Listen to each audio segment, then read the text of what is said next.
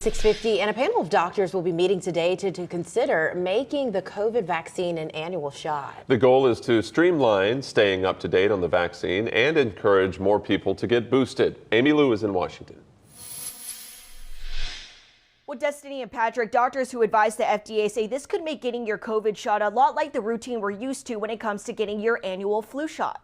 Doctors advising the Food and Drug Administration will meet today to talk about making the COVID vaccine a once-a-year shot. The motivation for the change, pre-existing immunity among people through prior vaccination or infection. Doctors will vote on what strains the shot targets, eventually phasing out the need for primary shots and boosters. What gives you the best breadth of an immune response, meaning across all variants? What gives you the best longevity in terms of protection against serious illness for a year or 2 years, 5 years? They'll also consider the timing of the vaccine, identifying the strain circulating each summer before shots are given in the fall. If you've been vaccinated or naturally infected, independent of what strains have circulated, you're still protected against severe disease, assuming you're say less than 65 and healthy. Encouraging more people to get the shot, preventing severe disease and death. People are not paying attention to it.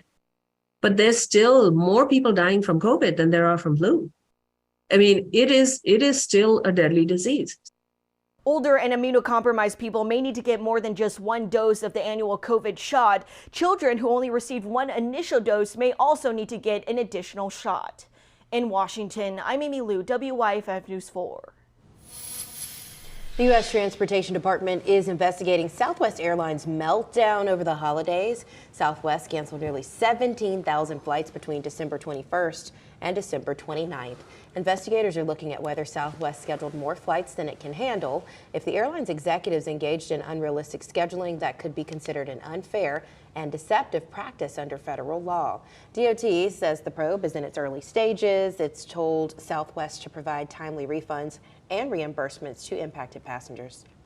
At 6:52, a big operating loss for Boeing in the fourth quarter. The aircraft maker reported a $650 million loss. Wall Street analysts had expected the company to turn a profit.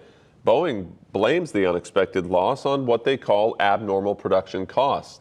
The company has been trying to deliver the remaining backlog of 737 MAX jets and step up deliveries of 787 Dreamliners. Now, it's been nearly 4 years since the 737 was grounded after 2 fatal crashes killed 346 people. The FDA is weighing in on allowable amounts of lead in baby food.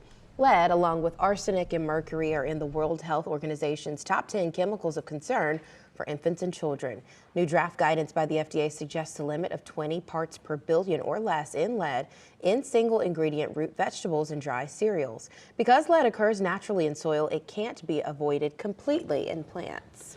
And First Lady Jill Biden is carrying on a time-honored tradition. Yesterday, she presented both of her Inauguration Day ensembles at the Smithsonian's National Museum of American History. She wore 2 separate outfits on Inauguration Day in 2021, which was during the height of the pandemic when large indoor gatherings were discouraged. The tradition of turning over First Lady ensembles to the Smithsonian dates back to Helen Taft back in 1912. Dr. Biden's attire will be added to the First Lady's collection.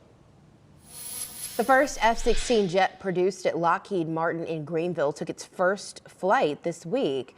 Here's a look. The flight happened around 9 o'clock Monday morning. We're told the flight was about 50 minutes and included engine checks, flight control and fuel system checks, and basic aircraft handling. According to Lockheed Martin, to date, 128 jets are officially scheduled to be built in Greenville. Okay, country music star Chris Stapleton will perform at the Super Bowl. The NFL announced he'll be singing the Star-Spangled Banner for the biggest night in football. The Kentucky native is known for his hits like Tennessee Whiskey, of course, Parachute, and Starting Over. Rihanna is set to perform at halftime. This year's Super Bowl will be in Glendale, Arizona on February 12th. And actress Cheryl Lee Ralph will perform during the Super Bowl's pre-show. The Abbott Elementary star is slated to sing Lift Every Voice and Sing. Social media went wild when she sang on stage while accepting her Emmy Award in 2022. But Ralph is no newcomer to singing on stage. She's also had a long career on Broadway.